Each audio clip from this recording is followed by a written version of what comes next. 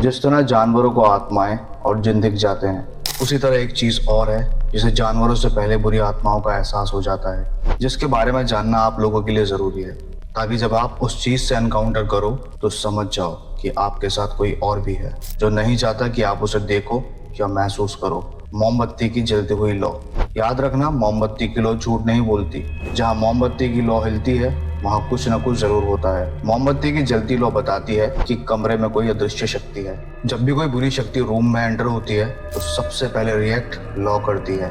अगर तुम कमरे में हो और मोमबत्ती जल रही है और तभी अचानक लौ तेज हो जाए तो समझ जाना कि इसका मतलब है जो आत्मा या जिन है अब चुपचाप नहीं है, वो एक्टिव हो चुका है और लौ के बिल्कुल करीब आ चुका है। ये लौ का सिर्फ एक रूप है।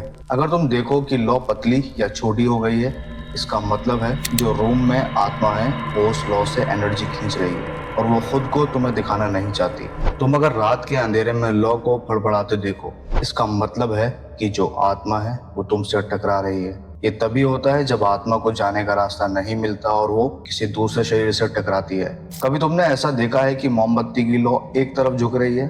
अगर हाँ, तो इसका मतलब है कि वो आत्मा एग्जैक्ट उसी डायरेक्शन में खड़ी है जहां लौ का झुकाव है। यकीनन तुमने लौ को नीला या सफेद होते देखा होगा। लौ का ऐसा होना सबसे ज्यादा खतरा माना जाता है। ऐसा होना बिल्कुल भी नॉर्मल नहीं है। अगर तुम लौ को नीला या सफेद देखो तो समझ जाना तुम्हारे पास जिन खड़ा है।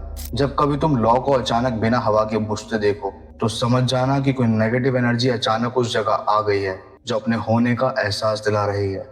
मोमबत्ती दिखने में साधारण जरूर है, लेकिन ये एक बाउंड्री लाइन है इंसानी दुनिया और उनकी दुनिया की, जिन्हें हम देख नहीं सकते, यानी जिन और आत्माएं। लौ की हर एबनॉर्मल हरकत एक आहट होती है। फर्क सिर्फ इतना है कि तुम उसे समझ पाते हो या नहीं। ऐसे ही किस्से कहानियों के लिए चैनल को फॉलो और वीडियो को शेयर करो। Share the video. Follow Honest Aladdin Tales.